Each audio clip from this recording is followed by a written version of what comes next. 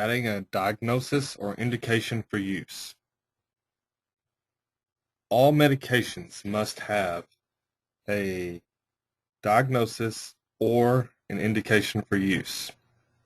Every medication needs this.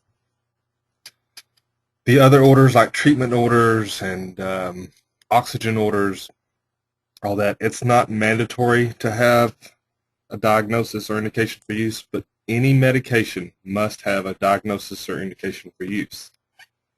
So how do we get that? It'll be under the scheduling details. You click routine or PRN. You'll come down and you have related diagnosis or indication for use. Here or here. You have to have one or the other. You can have both, but you at least got to have one.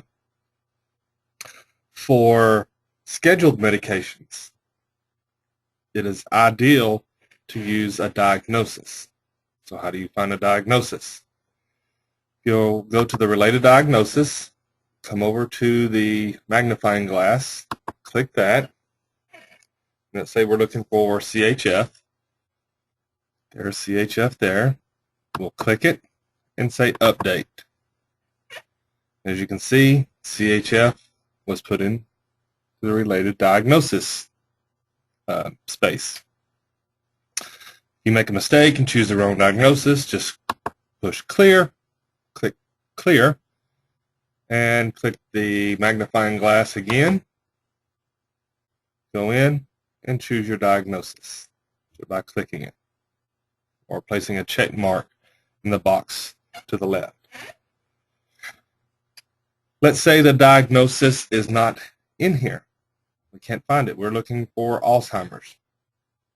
So to do that, we need to go to create a new diagnosis. Click that. A new screen pops up, and it's a search screen for a new diagnosis.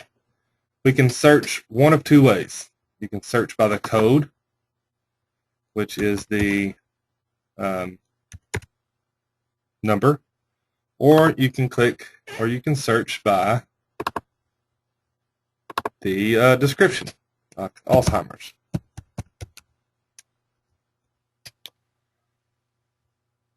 Search, and Alzheimer's appears. So you've got to put in that has a red asterisk must be complete.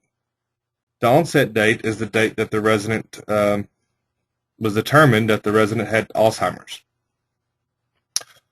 You can click the calendar and choose a date, or you can just click this in blue here, use admission date, and it will fill in that resident's admission date. The next red asterisk is rank. Always, always, always choose secondary. Never choose primary. The MDS case manager can rank those later, just as long as we have it in there, but we do not need to rank. So always, always choose secondary. So that is all that's needed for the red asterisk. So we're going to go save. And a new screen will pop up. It's a medical diagnosis ranking screen. Don't do anything with this. Don't change anything. Just close it. That's all you have to do. Once you close it, there's Alzheimer's. You choose that, update, and now the resident has Alzheimer's. Well, you know. All right, another deal on diagnosis. Let's say we're looking for Huntington's chorea. So it's not here. So we need to go to create diagnosis. And I don't know the code for Huntington's chorea, so I'm going to search for it.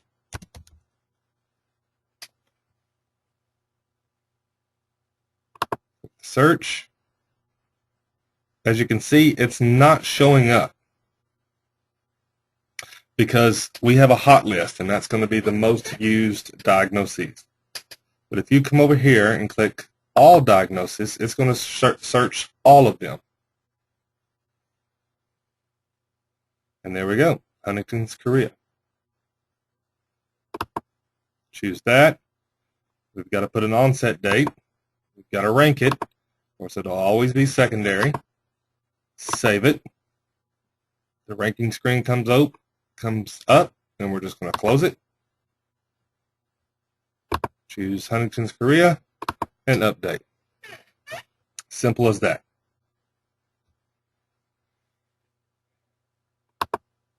Now for indications for use, those are usually for PRN medications. To search those, you click the magnifying glass, a new screen pops up, and all of the loaded indications for use will be here in alphabetical order. And you can choose one or all that you want. It's a pretty vast list, as you can see. If there's something that you need, you can't add it yourself, so just shoot me an email and let me know, and I will get that added into the database. So you choose your indications for use. Say we're taking guaifenesin for cough. We will update, and there's our indication for use. And that will conclude how to add a diagnosis and or indication for use.